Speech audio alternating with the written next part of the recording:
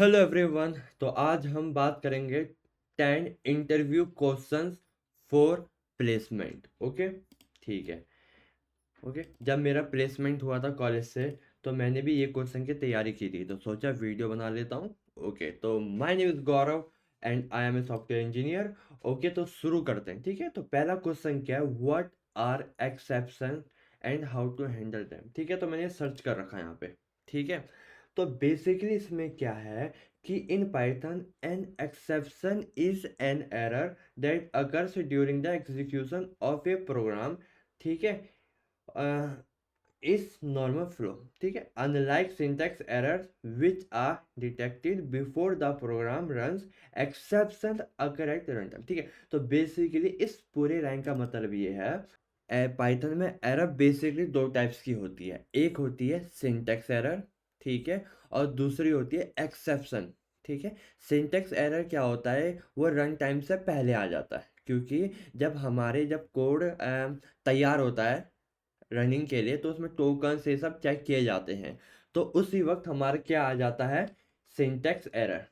ठीक है, अब अदर एंड एक होता है एक्सेप्शन। ठीक है, जो हमारे रन टाइम पे ही आता है, जब हम कोड रन करते हैं तो उसी टाइम पे आता है। ठीक है, अब हम इसे हैंडल कैसे करते हैं, हैंडल एक्सेप्शन इन पाइथन। तो आपने try, except, else and finally का काम देखा होगा या फिर कोड देखा होगा। तो try block, this block contains the code that might potentially raise an exception. ठीक है, तो बेसिकली क्या है, ट्राई के अंदर हमारा मेन कोड होता है। ठीक है, ट्राई के अंदर हमारा क्या होता है, मेन कोड होता है। ठीक है, अब जब वो कोड कोई एक्सेप्शन रेज करेगा, ठीक है, तो हम किस में जाते हैं, एक्सेप्ट ब्लॉक पे जाते हैं। This block is executed if an exception occurs within the try block. ठीक है, अगर ट्राई ब्लॉक के अंदर कोई भी एक्सेप्शन रेज होगी तो हमारे एक्सेप्ट के अंदर आएगा। You can specify the type of exception to catch or exception if no specific type is provided. ठीक है, ओके, जैसे कि हमारा मेन कोड है। ठीक है, तो यहाँ पे जीरो है तो हमें कौन सा एक्सेप्शन देगा, जीरो डिवीजन एरर देगा। ठीक है, तो जब भी हमें एक्सेप्शन रेज करेगा तो हम नहीं चाहते कि हमारा कोड फटे और फिर वो एक्सेप्शन पे आ जाए और फिर क्या करे, यहाँ पे आ जाए। अगर कोई एरर आ जाती है तो हमारे पास एक बैकअप कोड रहता है। ठीक है, तो वो वहां पे चला जाएगा। ठीक है, ठीक है। अब you can also catch multiple specific exception or general exception class to catch other types. ठीक है, बाई चांस हमने फाइल को ओपन किया, ठीक है, रीड करने के लिए। Okay, exception file not found error. ठीक है, ये कुछ एक्सेप्शन होती है जो बनी होती है। ठीक है, तो अगर हमारा फाइल फाउंड नहीं होता है तो इसमें पहले से बना हुआ है फाइल नॉट फाउंड एरर। ठीक है, एक एक्सेप्शन है। ठीक है, तो जैसे हमें ये एक्सेप्ट मिलता है तो इसमें चला जाएगा, अदरवाइज इसके अलावा अगर कोई भी एक्सेप्शन आता है तो इसके अंदर चला जाएगा। बेसिकली हम एक्सेप्ट को भी हम क्या कर सकते हैं, क्लासेस या फिर एक्सेप्शन के अलग अलग एक्सेप्शन के अकॉर्डिंग, ठीक है, हम यहाँ पे एक्सेप्ट के अंदर कोड रन करा सकते हैं। ठीक है, तो मतलब अलग अलग एक्सेप्शन के अकॉर्डिंग वो एक्सेप्ट चलेगा अपना। ठीक है, अब इसमें आता है else block optional, this block execute only if no exception occur within the try block. ठीक है, ये तभी चलेगा, एल्स तभी ही चलेगा, वैसे ऑप्शनल होता है। ठीक है, लेकिन एल्स तभी चलेगा जब इसके अंदर कोई एक्सेप्शन नहीं आएगा। ठीक है, अब फाइनली ब्लॉक, ठीक है, अब this block contains code that will always be executed regardless of whether an exception occur or not. It is typically used for cleanup operations such as closing files or releasing resources. Basically क्या हुआ यहाँ पे, एक हमारा finally block होता है कि वो चलेगा ही चलेगा, ऑलवेज भी एग्जीक्यूटेड। ठीक है, अगर वो एक्सेप्शन आए तब भी चलेगा, नहीं आए तो तब भी ही चलेगा। ठीक है, this block contains code that will always be executed. ठीक है, regardless of whether an exception occur or not. ठीक है, कि एक्सेप्शन आए या ना आए चलेगा ही चलेगा, क्योंकि आप नाम से पता लगा सकते हैं कि फाइनली। तो बेसिक हमने यहाँ पे एक्सेप्शन के बारे में जाना। तो ये था हमारा पूरा एक्सेप्शन वाला केस, ठीक है। मैं ये पूरे को कोड नहीं करूंगा क्योंकि कोड आप खुद कर लेना, ठीक है। ये बस मैं बता रहा हूँ कि एक ऐसे भी हम उसे हैंडल कर सकते हैं, ठीक है। दूसरा क्वेश्चन क्या है, what is difference between deep copy and copy. Perfect, ठीक है। अब हम इसे करेंगे सर्च, ठीक है। डीप, ठीक है, deep copy and shallow copy, ठीक है। ओके, मैं और जूम कर लेता हूँ और अच्छी तरह विजिबल होने के लिए, ठीक है। तो बेसिकली जो मैंने यहाँ पे लिखा है कॉपी और डीप कॉपी, तो बेसिकली कॉपी क्या है, ये हमारी हम कहते हैं सैलो कॉपी, ठीक है। हम क्या कहते हैं सर, सैलो कॉपी। और डीप कॉपी को अपन क्या कहते हैं, डीप कॉपी ठीक है। तो इस कॉपी को हम क्या कहते हैं, सैलो कॉपी। तो चलो शुरू करते हैं कि इन दोनों में अंतर क्या है, ठीक है। हम क्यों कहते हैं और कहाँ ये यूज आता है, ठीक है। ये प्लेसमेंट के लिए जो भी पूछते हैं प्लेसमेंट में, मुझसे भी पूछा था लेकिन मैं पढ़ के गया था। A shallow copy create a new object but copies only the top level properties by reference, meaning nested objects are shared between the original and the copy. The deep copy creates a completely independent copy of the object and all its nested object or changes to the copy don't affect the original, ठीक है। इससे पहले हमें ये समझना है कि ये ऑब्जेक्ट असाइन होते कैसे हैं वेरिएबल्स में, ठीक है। Nice question. बेसिकली क्या होता है कि अगर हम, ठीक है, मैं अपने VS कोड पे जाता हूँ, ठीक है। ओके, अपन VS कोड पे आया। अब मैं इसे क्या करता हूँ, जूम करता हूँ। इतना जूम काफ़ी है, ठीक है, काफ़ी जूम है ये। तो अब हम समझते हैं कि पहले इनिशियलाइज कैसे होते हैं ऑब्जेक्ट, बेसिकली असाइन कैसे होते हैं किसी भी वेरिएबल्स को, ठीक है। ए बराबर, ठीक है, ए बराबर अपने क्या किया, एक लिस्ट बना लेते हैं 1 2 3 एंड 4, ठीक है। ये कॉन्सेप्ट बहुत बढ़िया कॉन्सेप्ट है, इसे जरूर समझना, ठीक है। तो बेसिकली यहाँ पे क्या होता है, जैसा कि आप देख रहे हैं, ये हमारा क्या होता है, लिस्ट होती है, ठीक है। हम इसे क्या करते हैं, ऑब्जेक्ट कहते हैं, ठीक है। एट द एंड जितनी भी पाइथन में जितनी भी चीज़ें होती है वो एक ऑब्जेक्ट ही होती है, ठीक है। तो हम इसे क्या कहते हैं, ऑब्जेक्ट कहते हैं। तो क्या करता है वो, पहले किसी भी मेमोरी में, ठीक है। चलो मैं एक डायग्राम सा बना के दिखाता हूँ, ठीक है। तो चलो मैं अब आपको बताता हूँ कि ये जो ऑब्जेक्ट है वो कैसे असाइन होता है, ठीक है, एक वेरिएबल्स में, ठीक है। तो शुरू करते हैं। तो लेट्स सपोज हमारे पास ये वाला है, ठीक है।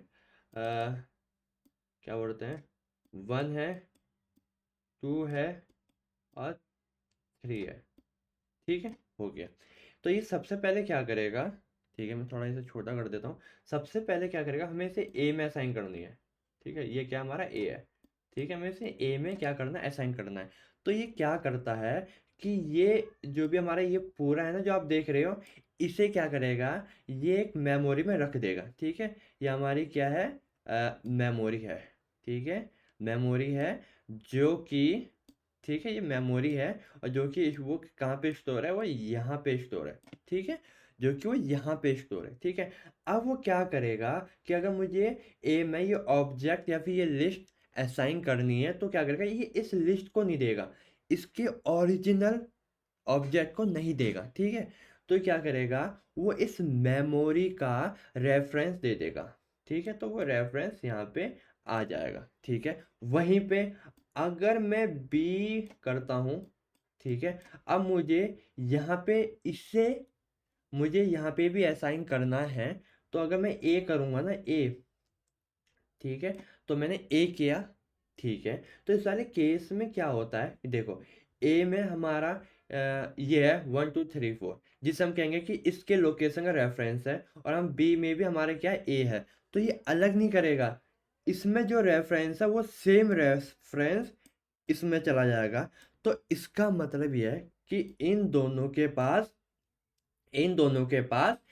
सेम क्या लोकेशन है, ठीक है। इन दोनों के पास सेम लोकेशन है। तो मतलब अगर मैं बी में कुछ भी चेंज करता हूँ, कि अगर मैं कहता हूँ बी के, ठीक है, 1 1 इंडेक्स पे मैं कुछ भी असाइन कर दूं, ठीक है, 4 कर दूं, ठीक है, अगर मैं 4 कर देता हूँ तो वो सिर्फ वो बी वाले में नहीं रहेगा, वो ए में भी रिफ्लेक्ट होगा, बिकॉज ये सिर्फ मेमोरी रेफरेंस है, डेटा हमारा एक ही है और दोनों वेरिएबल्स सेम उसको रेफर कर रहे हैं। ठीक है, सेम ऑब्जेक्ट को रेफर कर रहे हैं, इसलिए जब भी मैंने बी पहले इंडेक्स पे पहले बोले तो 1 इंडेक्स पे 4 डाला तो क्या करेगा, वो यहाँ पे जाएगा, वो देखेगा कि ठीक है इसका मुझे रेफरेंस बताओ, वो सीधे डेटाबेस में सॉरी मेमोरी पे गया। ठीक है, उसने वहाँ पे क्या है, वहाँ पे चेंजेस कर दिए।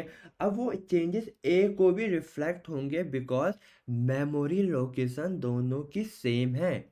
ठीक है, तो इसलिए हम यहाँ पे क्या करेंगे, हमने हमने यहाँ पे कॉपी करने की कोशिश तो की कि चलो मैं 2 कॉपी बना लेता हूँ कि ए में एक ये वाली लिस्ट असाइन कर दूंगा और बी में भी मैं सेम ये वाली क्या कर दूंगा, लिस्ट असाइन कर दूंगा, मतलब जो कि ए को मैंने कर दिया है। ठीक है, समझ गए।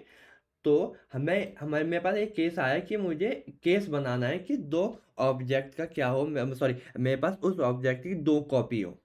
ठीक है, ओके। लेकिन इस वाले केस में क्या होगा कि अगर मैं बी में चेंज करूं तो ए में भी चेंज हो रहा है, तो इसमें कॉपी करने का मतलब नहीं है, इस तरह से कॉपी करने का मतलब नहीं है, क्योंकि उसका बिहाइंड द सीन ऐसे चलता है।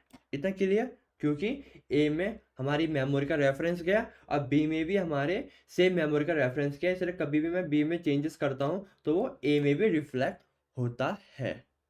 ठीक है, ओके, इतना क्लियर हो गया। अब इसी से बचने के लिए हमारे पास 2 कॉन्सेप्ट आते हैं, deep copy and shallow copy.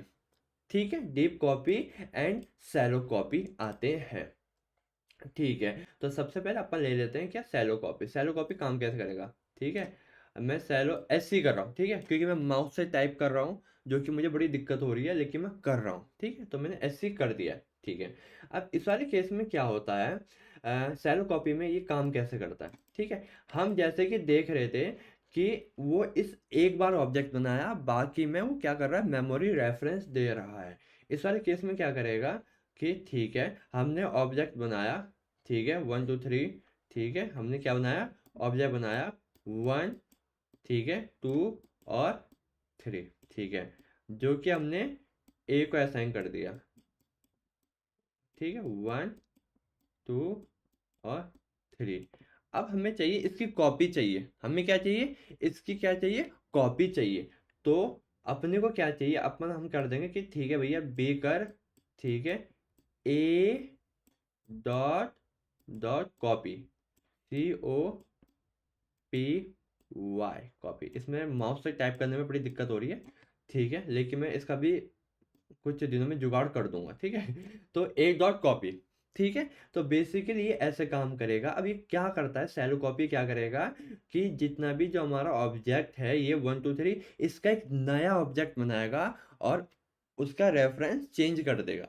ठीक है, क्लियर, क्योंकि अब तो इतना समझ गए होंगे, क्योंकि मैंने पूरा ये बता दिया कि मैं क्या समझाना चाह रहा हूँ। ठीक है, तो बेसिकली क्या है, एक नया ऑब्जेक्ट बना देगा। ठीक है, ओके।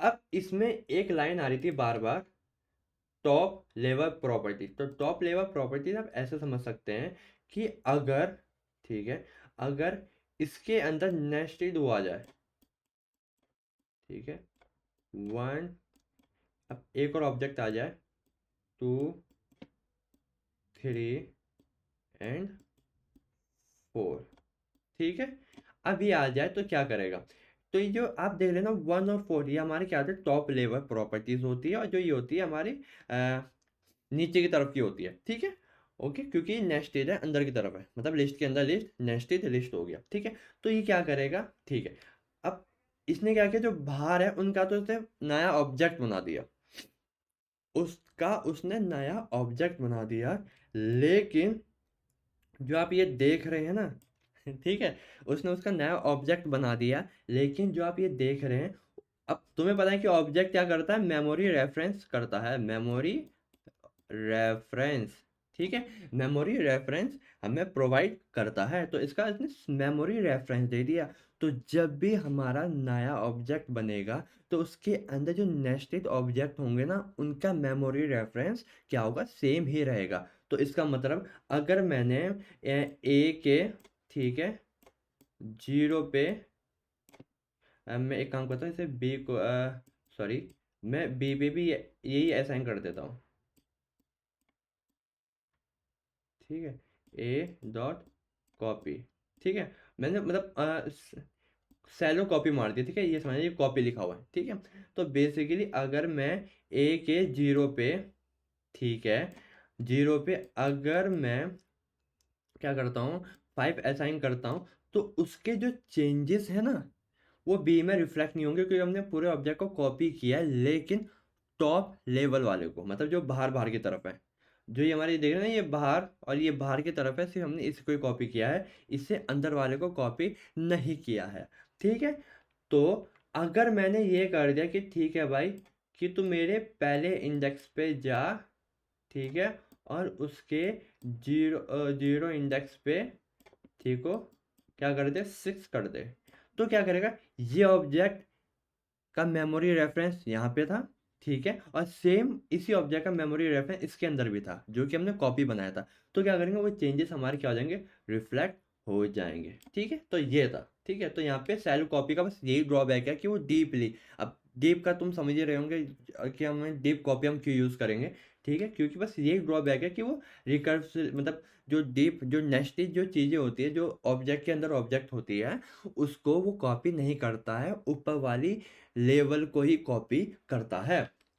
तो इतना क्लियर हो गया। ठीक है, अब वहीं पे डीप कॉपी भी यहीं पे हमारा सॉल्व हो जाएगा। डीप कॉपी का काम है कि वो कॉपी तो करेगा ही करेगा टॉप लेवल की, लेकिन जो इंटरनल, जो अंदर की जो ऑब्जेक्ट है, उसे भी क्या कर देगा, पूरा कॉपी कर देगा। तो मतलब ये क्या करेगा, वो पूरा एंटायर ऑब्जेक्ट, उसके अंदर जितनी भी चीज़ें, ऑब्जेक्ट के अंदर ऑब्जेक्ट, जैसे कि आपने अभी एक लाइन पढ़ी थी यहाँ पे, मैंने अभी पढ़ी थी, क्या बोलते हैं, रिकर्सिवली कॉपीज। तो जो जितने भी रिकर्सिवली चलेंगे, वो सबको क्या कर देगा, कॉपी कर देगा।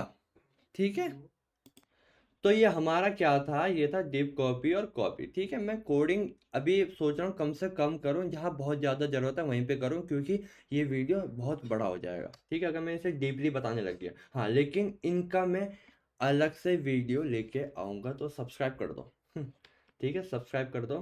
ठीक है, ओके। तो अब हम क्या करें, what is difference between is और डबल इक्वल। ठीक है, तो ये बहुत अच्छा कॉन्सेप्ट है। ठीक है, तो इज और डबल इक्वल क्या होता है, इसे भी हम सर्च कर लेते हैं। ठीक है, is and double equal difference in Python. ठीक है, तो ये आ गया बेसिकली। ओके, ठीक है, तो in Python is and double equal are both use for comparison, but they serve distinct purposes. ठीक है, तो बेसिकली क्या है, इन दोनों का काम होता है कंपैरिजन करना। ठीक है, दो चीज को कंपैरिजन करना, लेकिन दोनों का मतलब अलग होता है। ठीक है, इसका कहता है, डबल इक्वल क्या करता है, this operate the compare the values of two object, it evaluates whether the content or data stored within the two variables in the same, if the values are equal the returns true, otherwise it return false। ठीक है, इसमें क्या करेगा, सिर्फ इसका यही काम होता है, इसका क्या होता है, इसका यही काम होता है कि वो सिर्फ क्या करें, वैल्यू चेक करें, सिर्फ वैल्यू चेक करें कि जो लिस्ट वन के अंदर जो लिस्ट टू है, मतलब लिस्ट वन और लिस्ट टू की जो ये चीज़ें हैं, क्या सेम है कि नहीं है, output true, values are the same. ठीक है, वो सिर्फ वैल्यूज को क्या करता है, चेक करता है। अदर एंड इस क्या करता है, ठीक है, this operator check for object identity, it determines whether two variables refer to the exact same object in memory, if both variables point to the same memory location, each return true, otherwise देखो, मैंने बताया था कि जैसे ये दोनों देख रहे हो कि दोनों ऑब्जेक्ट क्या सेम है, तो ऑब्जेक्ट का हमेशा क्या असाइन होता है, मेमोरी रेफरेंस असाइन होता है। तो ये क्या करा, क्या list one is list two, ठीक है, output false, they are different object in memory. ठीक है, ठीक है, अब लिस्ट थ्री और लिस्ट वन क्या किया, इसने क्या किया कि लिस्ट थ्री के अंदर लिस्ट वन को असाइन कर दिया। अब output true, list three now refer to the same object as list one. ठीक है, इसका मतलब ये है कि जैसे कि आप देख रहे हैं कि ये दोनों सेम ऑब्जेक्ट है। ठीक है, ये दोनों सेम ही ऑब्जेक्ट है, 1 2 3, और मैंने क्या बोला था कि वो ऑब्जेक्ट का क्या देता है, रेफरेंस देता है। ठीक है, तो जैसे कि हमने देखा है कि हमने एक ऑब्जेक्ट बनाया और एक अलग से ऑब्जेक्ट बनाया, तो यहाँ पे आप इसे कॉपी की तरह समझ सकते हैं कि इसी का हमने क्या किया, कॉपी किया। कॉपी करते इसकी जो लोकेशन होगी वो अलग होगी और इसकी लोकेशन अलग होगी। ठीक है, अगर हम इज लगाएंगे तो फॉल्स आएगा, बिकॉज ऑफ ये दोनों अलग ऑब्जेक्ट हैं, अलग ऑब्जेक्ट हैं। ठीक है, क्योंकि हमने इसे मैनुअली क्रिएट किया है या फिर हमने इसे कॉपी करके दोबारा बनाया।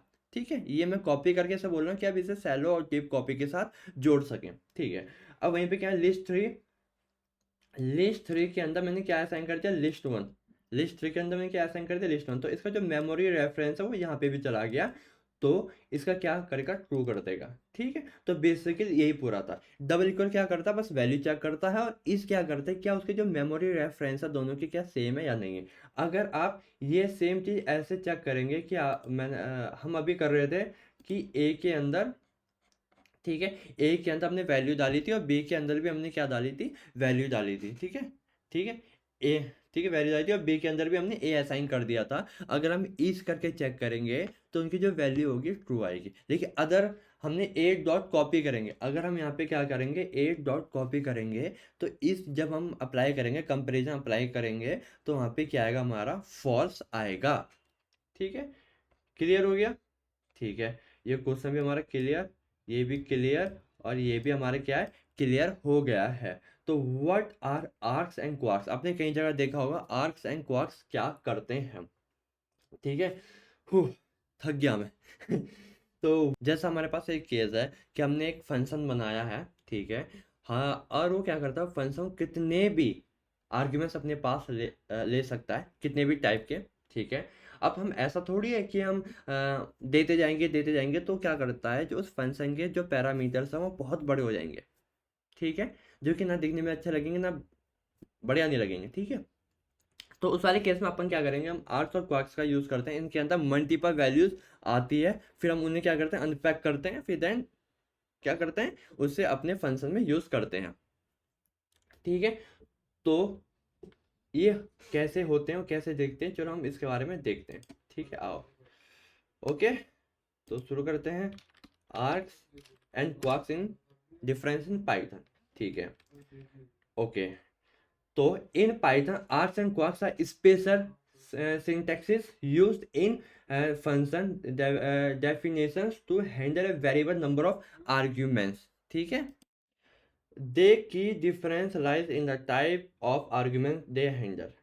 args क्या करता है कि हमारे वो पोजिशनल आर्ग्यूमेंट रखता है। ठीक है, और वो कैसे ट्रेड करता है, उसे एज ए टपल ट्रेड करता है। ठीक है, ओके, तो आर्क्स, क्या ये हम नाम चेंज कर सकते हैं, ऑफ कोर्स हम ये नाम चेंज कर सकते हैं, हम इसका नाम राहुल, संदीप, कुछ भी रख सकते हैं, लेकिन इसमें मेन पार्ट क्या है, ये हमें दर्शाता है कि जो ये वेरिएबल जो है, ठीक है, वो हमारा क्या है, एक क्या बोलते हैं, आर्क्स है। ठीक है, ये हमें ये दर्शाता है, मतलब नाम कुछ भी रख सकते हैं। ठीक है, ठीक है, कैरी हो गया, मतलब पता हो गया। अब इसका यूज केस क्या है, अब जैसे कि आप देख रखे हैं, ये होते हैं पोजिशनल आर्ग्यूमेंट, जो कि एक कीवर्ड्स की तरह नहीं देते। जैसे देख रहे हो आप, नेम, ठीक है, फिर एज, फिर सिटी, अगर हम इसे ऐसे देते हैं तो हम इसे कहते हैं कीवर्ड आर्गुमेंट, बिकॉज ऑफ अगर हम इसे की समझे और इसे वैल्यू समझे, इसे की समझे और इसे वैल्यू समझे, तो इसे हम क्या कहते हैं, क्या बोलते हैं, मैं अभी नाम बोला था, भूल गया मैं ठीक है, थोड़ी देर में ऐसी चीज़ें भूल जाता, दिमाग से सिर्फ हो गया। ठीक है, क्वार्क्स, कीवर्ड आर्गुमेंट्स, हाँ, कीवर्ड आर्गुमेंट याद आ गया। ठीक है, कीवर्ड्स आर्गुमेंट कहते हैं।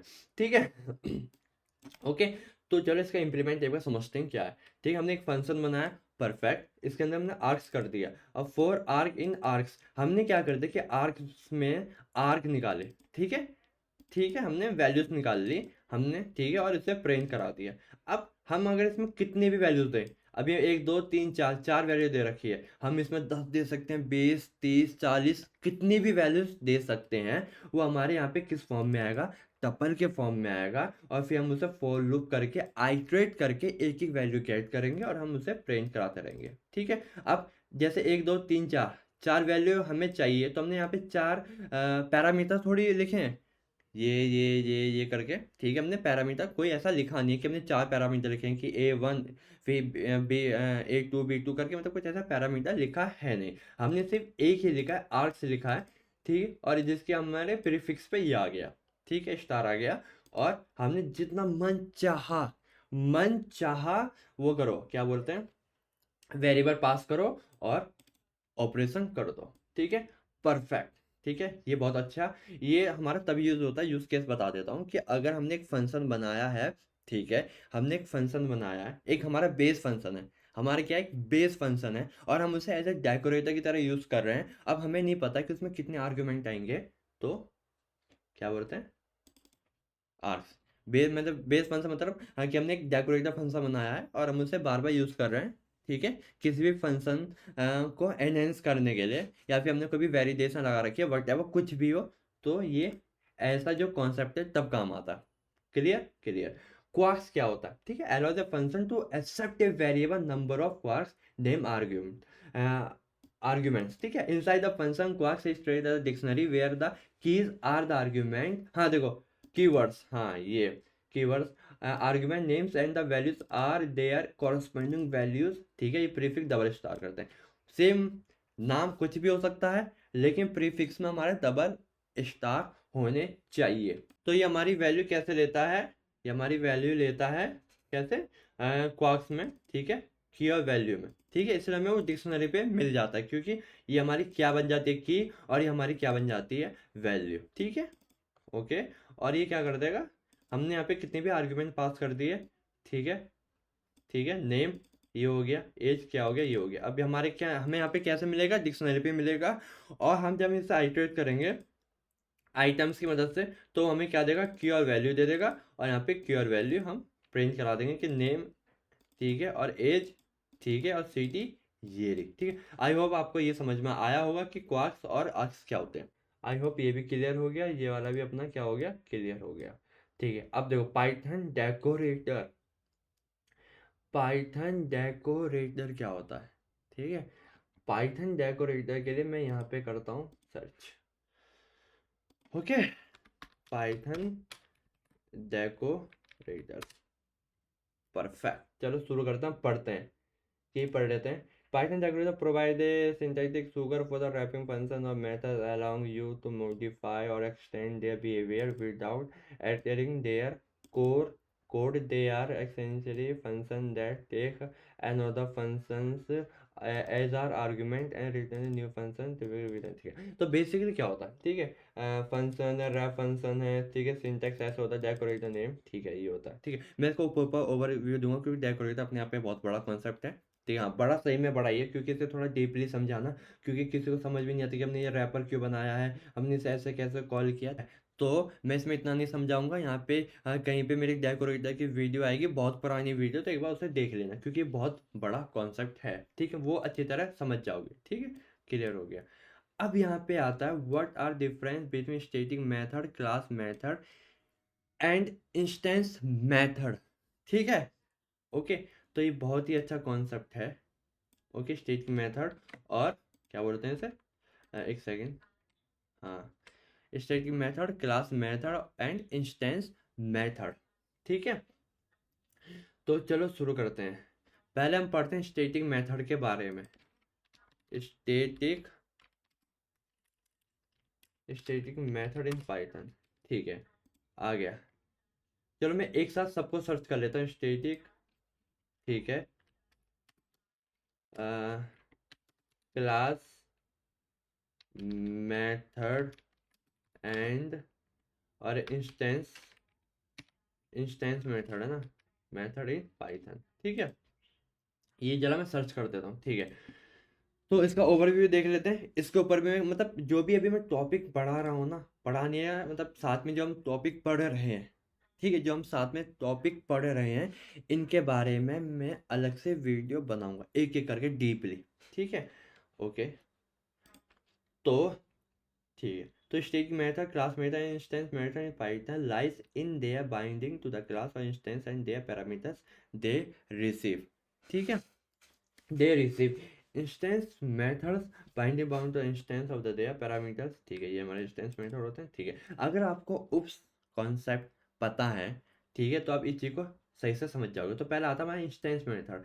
इंस्टेंस मेथड उसे कहते हैं जो अपने साथ सेल्फ को कैरी करता है, मतलब जो हम इसे मेथड भी कहते हैं, ठीक है। तो जो हम मेथड बनाते हैं, ठीक है, ऐसा समझो कि जो भी हम ऑब्जेक्ट बनाया, हमने कोई ऑब्जेक्ट बनाया, जो उसके अंदर जो हम प्रॉपर्टीज डिफाइन करते हैं वो एक मेथड के अंदर ही करते हैं, तो उसे हम क्या कहते हैं, instance method. This instance method access by instance, ठीक है, सेल्फ, ठीक है, इसे हम क्या कहते हैं, इंस्टेंस मेथड कहते हैं, क्योंकि ये सेल्फ के साथ, सेल्फ पे हम इस ऑब्जेक्ट का इंस्टेंस एक्सेस कर सकते हैं कहीं का भी, ठीक है, क्लियर हो गया। इसे हम क्या कहते हैं, इंस्टेंस मेथड के कहते हैं। अगर मैं इंस्टेंस मेथड की जगह ये लिख देता हूँ, ऐड, ऐड भी लिख दूंगा, ऐड करके भी, ठीक है, ऐड करके भी लिख दूंगा, तो वो हमारा क्या बन जाएगा, इंस्टेंस मेथड बन जाएगा। अब हम बात करते हैं क्लास मेथड के बारे में। क्लास मेथड क्या होता है, ठीक है, binding, bound to the class not a specific instance. वो क्या करता है कि एक बाउंड कर देता है पूरे क्लास के साथ, किसी स्पेसिफिक इंस्टेंस के साथ बाउंड नहीं करता है। पैरामीटर ऑलवेज टेक CLS, ठीक है, as is first parameter which refer to the class is self. ये CLS क्या करेगा, ये खुद के क्लास को क्या करेगा, रेफर करेगा, ठीक है। Can access and modify class level data by CLS, but cannot directly access instance specific data without an instance। तो इस वाले केस में क्या होगा, जैसे कि आप देख रहे हैं, ठीक है, तो क्या करेगा वो, उस क्लासेस के ही क्या करेगा, वह क्या नाम है, क्लास लेवल के एक्सेस होंगे, ठीक है। Access can access and modify class level data by CLS but can not directly access instance specific data without an instance, ठीक है। ये बेसिकली कब काम आएगा, ठीक है, जब हमें भी कोई क्लास लेवल पे कोई भी ऑपरेशन परफॉर्म करना है, ठीक है। तो बेसिकली क्या करता है ये, इसके अंदर अगर मैं किसी भी क्लास की, उस पर्टिकुलर क्लास की, किसी भी की, अगर उस अपने इस क्लास की इंस्टेंस को एक्सेस करना चाहता है, तो हम क्लास मेथड का यूज़ करते हैं, ठीक है। स्टैटिक मेथड क्या होता है, binding not bound to other, मतलब इसका किसी के साथ रिश्ता नहीं होता ठीक है, इसका किसी के साथ रिश्ता नहीं होता, ना कि इंस्टेंस के साथ, ना कि क्लासेस के साथ, ठीक है, ठीक है, ना कि इंस्टेंस के साथ और ना क्लासेस के साथ, ठीक है। ये एक, हम इसे as a helper, helper helper method की तरह देखते हैं, ठीक है। हेल्पर मतलब ये बस एक हेल्पर मेथड है कि हमें कोई कैलकुलेशन करानी, हम इसे कॉल कर देंगे, इसका किसी से लेना देना नहीं, ना क्लास से, ना फिर इंस्टेंस से, ना ऑब्जेक्ट, मतलब किसी से भी कोई लेना देना है नहीं, एक हेल्पर मेथड है, ठीक है। तो ये भी हमारा क्लियर हो गया स्टेटिक, ये सारी चीज़ें, ठीक है। इनके ऊपर मैं पूरी डीपली वीडियो बनाऊंगा, तो लाइक सब्सक्राइब कर दीजिए, ठीक है। तो ये भी अपना क्या हो गया, क्लियर हो गया, ओके। अब लोकल और ग्लोबल वेरिएबल्स क्या होते हैं, ये भी अच्छा कॉन्सेप्ट है, ठीक है। Local and global variable in Python, ठीक है। तो जैसा कि हम देख रहे हैं कि local variable definition, local variable is defined inside the function, it is only accessible within the function where it is defined, ठीक है, लाइफ टाइम लोकल तक, ठीक है। और ग्लोबल के लिए ये बाहर, मतलब उसे हम कहीं भी एक्सेस कर सकते हैं। चलो शुरू करते हैं, इसे अच्छी तरह रिव्यू करते हैं, ठीक है। लोकल वेरिएबल्स का क्या काम होता है कि जैसे हमारे लोकल वेरिएबल्स है, वो सिर्फ लोकल वेरिएबल्स क्या करेंगे, वो सिर्फ फंक्शन के अंदर ही रहेंगे, जो फंक्शन स्कोप होगा सिर्फ उसके अंदर ही हमारे क्या रहेंगे, लोकल वेरिएबल्स एक्सिस होंगे, और वहीं तक कि उनकी लाइफ साइकिल होती है, ठीक है, ठीक है। तो ये हमारा लोकल वेरिएबल होता है, मतलब ये यहीं पे पैदा होते हैं और इसी स्कोप के अंदर मर भी जाते हैं, ठीक है।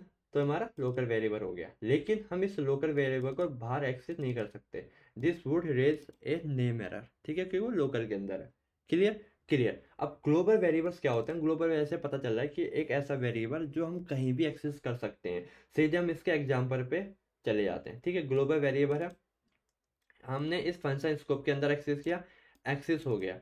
हमने डेफ मॉडिफाई ग्लोबल, ठीक है, हमने ग्लोबल की मदद से हमने उस वैल्यू को मॉडिफाई किया। चलो ये कॉन्सेप्ट अच्छा है, तो मैं जरा इसका कोड कर देता हूँ, ठीक है, कोड करता हूँ मैं इसका, ठीक है। तो मैं क्या करता हूँ, कोड यहीं से उठा लेता हूँ, मैं क्यों पूरा कोड ही लिखूँ, ठीक है, ओके, ये रहा, ठीक है। फंक्शन, मुझे लगा था पूरे को ऐसे करना पड़ेगा, ये, ठीक है, सेव किया, ओके। सेव करने के बाद सेव हुआ ये, और मैं अब इसे टर्मिनल पे चलाता हूँ,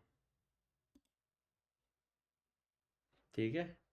टर्मिनल मैंने क्या किया, इसे ऑप्शन कहाँ है वाला, प्रीव्यू, चलो छोड़ो, मैं यहीं पे नीचे की तरफ चला देता हूँ, ठीक है, ओके। तो मैं नीचे की तरफ चलाता हूँ, LS किया, ठीक है, ये देखो, पी वाई P1, ठीक है। मैं इसे चलाता हूँ पाइथन 3, ओके। तो आई एम ए लोकल, ठीक है, ये चला क्योंकि ये लोकल स्कोप है। अब मैं सब बाहर एक्सेस करने की कोशिश करूँ क्या? ठीक है, इसने यहीं पे एरर दे दिया। तो ये तो यहाँ पे दे देगा, ठीक है। इसने यहीं पे हमें क्या दे दिया, एरर दे दिया, ठीक है। Name local where is not defined, ठीक है, ठीक है। तो इसने हमें क्या दे दिया, यहीं पे हमें क्या दे दिया, एरर दे दिया, ओके। ओके, तो बेसिकली ये हमारा क्या था, लोकल, क्योंकि हम लोकल वाली चीज़ों को बाहर एक्सचेंज नहीं कर सकते। अब मैं इसको एक ग्लोबल बनाता हूँ, ठीक है। ग्लोबल, ग्लोबल वेर, ठीक है, ओके। क्योंकि अभी सेम ही इशू आएगा क्योंकि लोकल का ही है। तो मैं क्या करूँगा कि जो ग्लोबल है ना वेरिएबल, अभी मैं ऊपर एक असाइन कर देता हूँ इसे कि ठीक है भाई हमारा क्या है, डेमो, ठीक है। अब मैं अभी इसे कमेंट कर देता हूँ, तो क्या होगा, एक सेकेंड। तो डेमो डेमो ये दो बार क्यों आया, बिकॉज एक मैंने प्रिंट यहाँ पे किया और एक प्रिंट अंदर किया, तो मतलब ग्लोबल क्या है, वो इस फंक्शन स्कोप के भी अंदर एक्सेस हो रहा है और बाहर भी एक्सेस हो रहा है। लेकिन अगर मैं यहाँ पे चेंज करने की कोशिश करूँ, ठीक है, अगर मैं यहाँ पे चेंज करने की कोशिश करूँ, ठीक है, तो क्या होगा कि देखो ग्लोबल वेरिएबल में मैंने आई एम लोकल लिखा और यहाँ पे प्रिंट करा दिया, लेकिन बाहर वाले पे इसने क्या किया, जो ग्लोबल वेरिएबल जो हमने डिफाइन किया था उसने वही हमें दे दिया। इसके ऊपर आती है स्कोपिंग के ऊपर, इसके ऊपर भी मैं वीडियो बनाऊंगा, लाइक सब्सक्राइब कर देना, ठीक है। स्कोपिंग के ऊपर, क्योंकि मैं ये नहीं चाहता कि वीडियो बहुत बड़ा हो। ये बेसिकली एक ओवरव्यू था कि ये क्वेश्चन है, ठीक है, इनका ओवरव्यू ये रहा, ठीक है। तो बेसिकली क्या है, ये इसने सिर्फ वैल्यू जो है लोकल वाले से उठाई और इसने प्रिंट करा दी, और जो ग्लोबल वाला है उसने अपने बाहर वाले से उठा लिया। Clear clear. लेकिन मैं चाहता हूँ कि भाई ये चेंजेस मेरे यहाँ पे भी रिफ्लेक्ट हो। तो वो चेंजेस कैसे रिफ्लेक्ट होंगे, हमें सिर्फ लिखना है ग्लोबल और ग्लोबल, ठीक है। तो जैसे कि देख सकते हैं अब हमारा वो क्या हो गया, एक्सेस हो गया, क्योंकि हमने उस फंक्शन स्कोप पे हमने ये बता दिया कि जो हमारा ग्लोबल वेयर है वो हमारा क्या है, ग्लोबल है, वो लोकल नहीं है। तो जो भी चेंजेस होंगे ना वो ग्लोबल लेवल पे भी हो जाएंगे और हमें वो चेंजेस यहाँ पे दिख जाएंगे। तो ये हमारा क्या था, तो ये था हमारा क्या बोलते हैं, लोकल एंड ग्लोबल वेरिएबल, ठीक है। ये भी क्लियर हो गया, ठीक है। अब बस 3 वीडियो बची है, ओहो, 3 वीडियो, सॉरी 3 टॉपिक बचा हुआ है, ठीक है। तो इसे भी बनाते हैं, व्हाट इज लैम्डा फंक्शन, ठीक है। तो लैम्डा फंक्शन क्या होता है, ठीक है, ये भी देख लेते हैं। लैम्डा फंक्शन इन पाइथन, ठीक है। हो, अब लैम्डा फंक्शन जैसे कि हम पढ़ते ही है, a lambda function in Python is a small small anonymous function defined with the lambda keyword. Unlike regular function defined using def, lambda functions are characterized by the consonants and are typically used for single simple expressions, ठीक है। कुछ शब्द है जो मुझसे पढ़े नहीं जाते तो प्लीज़ मैनेज कर लेना, ठीक है। की characteristics of Python lambda function, ठीक है, ओके। लैम्डा का बताता हूँ, लैम्डा एक फंक्शन होता है, ठीक है, जो कि एक स्मॉल पार्ट में होता है जिसे हम एक ही लाइन में लिखते हैं, ठीक है। इसका ना कोई नाम होता है ना इसकी कोई जात होती है, ठीक है। तो हम इसे एक ही लाइन पे लिखते हैं, ठीक है। अब ये क्या करता है ना, इसकी कोई पहचान होती है, इस सबसे पता चल रहा है, they do not have a name which them from def function, ठीक है। पता नहीं क्या लिखा है, मैंने पढ़ा नहीं इसे, ठीक है। सिंगल एक्सप्रेशन, ठीक है, सिंगल एक्सप्रेशन मतलब इन लाइन, ठीक है। The lambda function can take any number of the arguments but can only contain one expression which is implemented. अच्छा अच्छा अच्छा, हाँ ये sorry my bad, single expression से मैंने वो समझ लिया था, इन लाइन नहीं, ठीक है। सिंगल एक्सप्रेशन मतलब जो हम इसके अंदर आर्गुमेंट पास करते हैं, ठीक है, उससे एक एक्सप्रेशन जो बनाते हैं वो एक सिंगल एक्सप्रेशन ही होगा। मतलब हम उसे मल्टीपल ऑपरेशन, मल्टीपल कोड नहीं लिख सकते जैसे हम किसी फंक्शन के अंदर लिखते हैं, सिर्फ एक ही हमारा क्या होगा, एक्सप्रेशन होगा। ठीक है, उसी एक्सप्रेशन में या फिर हम कैलकुलेशन करेंगे एक ही लाइन पे, या फिर उसी पे हम क्या करते हैं, इफ एल्स कंडीशन चेक करते हैं और वही हमें क्या करता है, रिटर्न देता है। ठीक है, ठीक है, okay, this is a syntax. ठीक है, और in sentence of the temporary use, हाँ हम फिर में यूज करते हैं, शॉर्टेज में यूज करते हैं। ठीक है, हम जरा इसके कुछ एग्जांपल देख लेते हैं। डबल, हमने एक बनाया लैम्डा फंक्शन बनाया है। ठीक है, जो हमें क्या लेगा, एक्स लेगा, और एक्स में क्या करेगा, उसे डबल कर देगा, डबल पैसा डबल। ठीक है, तो नंबर डबल कर देगा। तो उस वाले केस में क्या करेगा कि इसने डबल किया, एक लैम्डा फंक्शन बनाया, तो जो लैम्डा जो फंक्शन बना है ना, वो फंक्शन डबल को असाइन हो जाएगा। और जब हम डबल को एज अ फंक्शन कॉल करेंगे, उसके अंदर हम आर्ग्यूमेंट पास करेंगे 5, तो आर्ग्यूमेंट कहाँ पे जाएगा, एक्स के पास जाएगा। ठीक है, और वो एक्स यहाँ पे आया, और उसने क्या हमें क्या रिटर्न दे दिया, 5 2 10, हमें 10 रिटर्न दे दिया। ठीक है, तो ये सिंगल एक्सप्रेशन यही होता है, जो हमें 10 उसने हमें रिटर्न दे दिया। ठीक है, अब using A lambda function with filter. ठीक है, तो जब हम फिल्टर यूज करते हैं, उसके साथ हमने एक लैम्डा बनाया एक्स। ठीक है, और अगर एक्स क्या करता है, जिसका मॉड्यूलर 0 आ गया, ठीक है, ये मॉड्यूलर होता है। ठीक है, अगर इक्वल टू 0 आ गया, मतलब रिमाइंडर 0 आ गया, तो नंबर्स, ठीक है, और वो सॉरी तो वो हमें रिटर्न दे देगा। ये हमें क्या रिटर्न देगा, ट्रू और फॉल्स देगा। ठीक है, क्योंकि कंडीशन है। तो ये कैसे काम करेगा, फिल्टर किया, नंबर से ले लिया, ये हमारा एक आइटरेटर होता है। नंबर आया तो पहले जो 1 आएगा, 1, वो 1 गया यहाँ पे, 1 गया यहाँ पे, वो चेक करेगा क्या उसका रिमाइंडर 0 है। अगर 0 होगा तो ट्रू कर देगा, फॉर नहीं होगा तो फॉल्स रिटर्न दे देगा। ठीक है, ओके, तो ये हमें पूरी एक लिस्ट बना देगा। ठीक है, डन। ठीक है, ये हमें क्या दे देगा, एक पूरी लिस्ट बना देगा। अगर मैं इस कोड को रन करूं अपने यहाँ पे, तो इसने क्या दिया, 2 4 और 6। इसने क्या किया कि इसने क्या किया, ये ट्रू और फॉल्स दे दिया।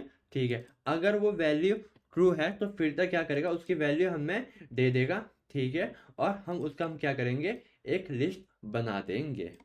ठीक है, ठीक है, अगर कंडीशन ट्रू होती है तब हमें वैल्यू रिटर्न देगा। अदरवाइज अगर क्या बोलते हैं, अगर वो कंडीशन फॉल्स होती है ये वाली, तो हमें वो वैल्यू नहीं देगा।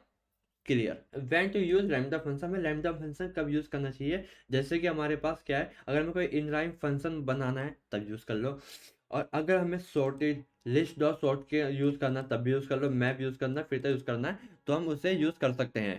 तो आई होप आपको इस लैम्डा के बारे में पता होगा कि लैम्डा क्या करता है, कुछ नहीं करता है। एक उसका कोई नाम वाम कुछ नहीं होता, वो एक इन लाइन एक सिंगल एक्सप्रेशन का हमें क्या बना के दे देता है, एक फंक्शन बना के दे देता है। ठीक है, ठीक है, ओके, ये भी क्लियर हो गया, लैम्डा फंक्शन भी हमारा हो गया है। ठीक है, अब बचा हमारा क्या, पेप 8, वाई इज इट इम्पल। आपने कई बार पेप 8 के बारे में पढ़ा होगा, मानते नहीं मानते, पेप 8। ठीक है, जब मैं कॉलेज टाइम पे था, ठीक है, तो बड़ा कंफ्यूजन करता कि यार पेप 8 क्या होता है। ठीक है, पेप 8 क्या होता है, तो अब मैं बताता हूँ क्या होता है। ठीक है, ये रहा बेसिकली, इसका मतलब ये क्या होता है कि पेप 8 क्या होता है, एक गाइड बुक की तरह है, कि हमें वो बताता है कि पाइथन कोड कैसे लिखना चाहिए। क्यों, क्योंकि अगर कोई और डेवलपर उस कोड पे काम कर रहा है, अगर उसे स्टैंडर्ड पता है, तो उसे कोड पढ़ते ही समझ में आएगा कि ये काम करता है। ठीक है, ठीक है, तो मतलब ये क्या होता है, गाइड बुक होती है। अगर मैं इसे खोल के देखूं, ठीक है, तो देखो यहाँ पे इसने पूरा दे रखा है,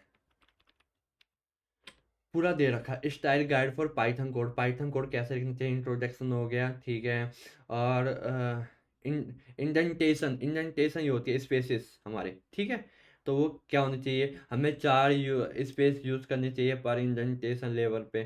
ठीक है, ये ये जो आप देख रहे हैं ना, ये जो आप देखते हैं, ये इंडेंटेशन होती है। ठीक है, जो कि हम इसमें लिखा है कि हमें 4 स्पेसेस का यूज करना चाहिए। ठीक है, क्योंकि इसमें ऐसे देखो इनलाइन का कमेंट्स हो गया, हमें कमेंट कैसे डालना चाहिए। तो बेसिकली हमें तजीब सॉरी तमीज तहजीब सिखाता है कि कोड कैसे लिखो। ठीक है, ये डॉग स्ट्रिंग हो गए, हाँ डॉग स्ट्रिंग्स हो गए कि कैसे करते हैं, नेम कन्वर्सेशन कैसे करना, ओवरराइड प्रिंसिपल क्या, नेमिंग स्टाइल्स क्या है, ये लोअर केस हो गया।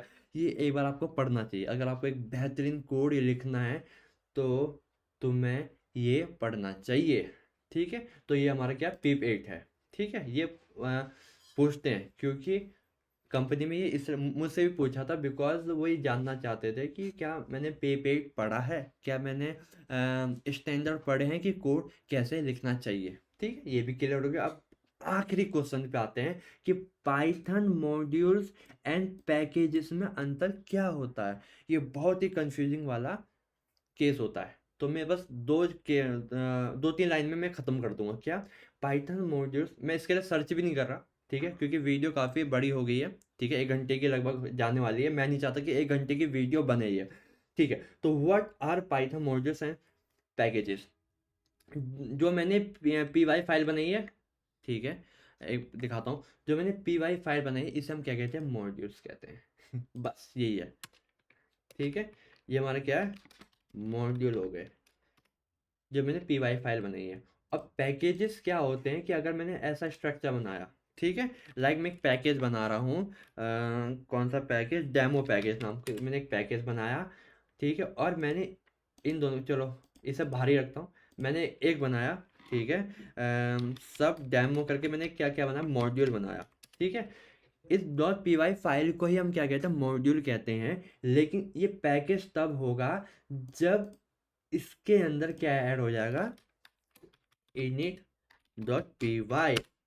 जब ये ऐड हो जाएगा तो ये हमारा क्या बन जाएगा, ये बन जाएगा हमारा पैकेज।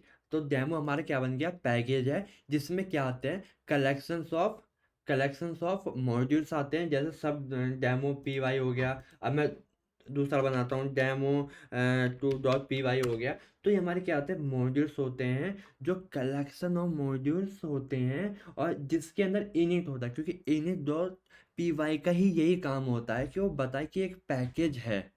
ये क्या है, एक पैकेज है। init डॉट पी वाई का ये काम होता है कि ये एक पैकेज है, वो ये दर्शाता है। ठीक है, तो ये पैकेज तब बनेगा जब इसके अंदर init डॉट पी वाई होगा।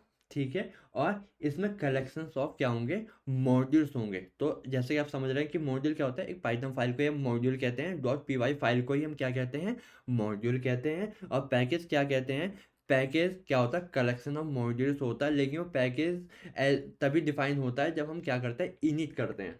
ठीक है, जब हम क्या करते हैं, इनिट करते हैं। ठीक है, अब हम एक बार इसे सर्च करते हैं। ठीक है, okay, Python modules and packages. ठीक है, मैं जल्दी सर्च कर देता हूँ, ओवरव्यू दे देता हूँ। ठीक है, ये स्ट्रक्चर होता है। ठीक है, पैकेज इनिट फाइल जो हमने बनाई थी, डॉट पी फाई हमारे मॉड्यूल हो गए, उसके अंदर हम सब पैकेज भी बनाते हैं, फिर हम उसके अंदर इनिट डिफाइन कर देते हैं, फिर वो। ठीक है, ओके ओके। तो ये सारी चीज़ें हैं, देखो जैसा आप ये देख रहे हो, मैच मैच में हमारा क्या एक पैकेज है। ठीक है, ओके, तो ये सारी चीज़ देखो, the init file which can be empty signified to Python that the directory should be treated as a package. अगर इनिट डॉट पी वाई होता है उसके अंदर, तो क्या करता है, वो जो डायरेक्टरी है, जो फोल्डर है, वो एज ए पैकेज कंसीडर किया जाएगा। ठीक है, तो आई होप आपके 10 क्वेश्चन क्लियर हो गए होंगे। मैं जल्दी से एक रिकैप दे देता हूँ जल्दी से। ठीक है, एक्सेप्शन क्या होता है, दो तरह के एरर होते हैं, सिंटैक्स एरर और एक्सेप्शन होते हैं। एक्सेप्शन पे क्या आता है, एक्सेप्शन रन टाइम पे आता है, और हम इसे हैंडल कैसे करते हैं, ट्राई, एक्सेप्ट और एल्स और फाइनली से हम इसे क्या करते हैं, हैंडल करते हैं। क्लियर हो गया, रिकैप हो गया इसका। डिप कॉपी, और कॉपी क्या करता है, कॉपी जो आप ये वाली कॉपी देख रहे हो इसे हम कहते हैं सैलो कॉपी। ये क्या करता है, किसी भी ऑब्जेक्ट की कॉपी बना देता है, और उसका जो मेमोरी रेफरेंस अलग कर देता है, जिससे हम जो भी हम कॉपी बना के जो भी चेंजेस करते हैं, वो चेंजेस सिर्फ उसी वेरिएबल्स में रहे। ठीक है, या फिर वहीं पे रहे और अदर उसमें ना जाए। ठीक है, तो ये कॉपी करने में काम आता है, ये डिप कॉपी और सैलो कॉपी। ठीक है, इज और डबल इक्वल क्या काम करता है, ये सिर्फ वैल्यू को ये सिर्फ क्या करता है, ये सिर्फ वैल्यू को कंपेयर करता है। और ये क्या काम करता है, ये ऑब्जेक्ट के रेफरेंस को भी क्या करता है, कंपेयर करता है। ठीक है, ठीक है। आर्क्स और क्वार्क्स क्या करते हैं, अगर हमें किसी फंक्शन के अंदर मल्टीपल आर्गुमेंट पास करते हैं, पोजिशनल आर्गुमेंट या कीवर्ड्स आर्गुमेंट, तो ये काम करते हैं। आर्क्स अपने साथ क्या कैरी करता है, टपल कैरी करता है, और क्वार्क्स अपने साथ क्या कैरी करता है, डिक्शनरी कैरी करता है। ठीक है, आर्क्स क्या करेगा, आर्क्स के अंदर में अगर वैल्यू पास करनी तो पोजिशनल आर्गुमेंट होते हैं, और पोजिशनल आर्गुमेंट क्या होता है, जो 1 2 3 करके हम ऐसे ही पास कर देते हैं, वो पोजिशनल आर्गुमेंट होते हैं। क्वार्क्स में की और वैल्यू के पेयर में जाता है, जिसे हम कहते हैं कीवर्ड आर्गुमेंट, ठीक है। और उसमें क्या होता है कि नेम बराबर गौरव और क्लास बराबर जो भी क्लास है क्या जो भी है, तो जब हम नेम के साथ जो वैल्यू भेजते हैं वो हमारे यहाँ पे एज ए डिक्शनरी की फॉर्म में आ जाता है। पाइथन पाइथन डेकोरेटर क्या होता है, ठीक है, इसकी वीडियो देख लेना, लेकिन मैं बता देता हूँ। पाइथन डेकोरेटर ये होता है कि अगर आपको किसी भी फंक्शन को एनहेंस करना है बिना उस फंक्शन को दोबारा लिखे हुए एक नया फंक्शन बना के, तो हम ये डेकोरेटर का यूज करते हैं, ठीक है। अब ये वाला काम क्या करता है, स्टैटिक मेथड, क्लास मेथड और इंस्टेंस मेथड। इंस्टेंस मेथड क्या होता है कि अगर हम क्लास के अंदर कोई भी नॉर्मल मेथड ही लिखते हैं जो कि इंस्टेंस को एक्सेस करता है, जो सेल्फ होता है इंस्टेंस होता है, तो वो इंस्टेंस मेथड कहलाता है। क्लास मेथड, अगर किसी भी मेथड को क्लास लेवल पे काम करना है तो क्लास मेथड का काम आता है उसमें, ठीक है। स्टैटिक मेथड क्या करता है कि ना वो क्लास का होता है ना वो इंस्टेंस का होता है, वो एज ए हेल्पर मेथड की तरह काम करता है, ठीक है। Local and global variables, local क्या होता है जो सिर्फ फंक्शन या फिर किसी लोकल जगह पे एक्सेस होते हैं, ग्लोबल क्या होता है वो हर जगह पे एक्सेस होते हैं, ठीक है। हमें किसी लोकल के अंदर ग्लोबल वैल्यू चेंज करनी है तो हम उसमें क्या यूज करते हैं, ग्लोबल करके यूज करते हैं। हम उस लोकल वेरिएबल को बताते हैं कि जो हमारा जो वेरिएबल है जो हम चेंज करने वाले हैं वो एक ग्लोबल वेरिएबल है, जिससे वो चेंजेस कहाँ पे आ जाते हैं, ग्लोबल लेवल पे आ जाते हैं, ठीक है। लैम्डा फंक्शन क्या होता है, लैम्डा फंक्शन वो होता है ना का नाम होता है ना का कोई कास्ट पास्ट कुछ भी नहीं होती है, एक इनलाइन और सिंगल एक्सप्रेशन मेथड होता है, ठीक है, जो कि हम यूज करते हैं फिल्टर मैप इन सब जगह पे यूज करते हैं जहाँ पे हमें एक ही लाइन का फंक्शन चाहिए, ठीक है। पेप क्या होता है, पेप एक गाइड बुक होती है, ठीक है, पाइथन की, जो हमें बताती है कि हमें कोड कैसे लिखना है और एक स्टैंडर्ड हमें फॉलो करने को बोलती है, जो कि अगर कोई भी हमारा अदर बंदा काम करे और अगर वो पाइथन स्टैंडर्ड को अच्छी तरह समझता है तो उस कोड को प्रॉपर समझेगा, ठीक है। तो ये हमें कोड लिखने की तमीज सिखाती है, ठीक है, पेपेट। और पाइथन मॉड्यूल्स एंड पैकेजेस के अंदर क्या होता है कि जो मॉड्यूल्स होते हैं डॉट पी वाई जो होता है वही हमारा मॉड्यूल होता है, और जो पैकेजेस होते हैं वो क्या होते हैं, कलेक्शन ऑफ मॉड्यूल्स होते हैं। और उसमें हम कैसे पता लगाते हैं कि जो ये डायरेक्टरी जो ये फोल्डर है वो पैकेज है, उसके अंदर हम क्या डिफाइन करते हैं, एक इनिट डॉट पी वाई करके एक फाइल डिफाइन करते हैं जो बताता है कि ये हमारी क्या है, पैकेज है। तो आई होप आपको ये पूरा समझ में आया होगा, ये 10 क्वेश्चन, ठीक है। इसकी मैं पूरी डीपली क्या बोलते हैं डीपली वीडियो बनाऊंगा, तो लाइक सब्सक्राइब और वो कर दीजिए, कमेंट कर दीजिए, ठीक है। तो बाय गाइस।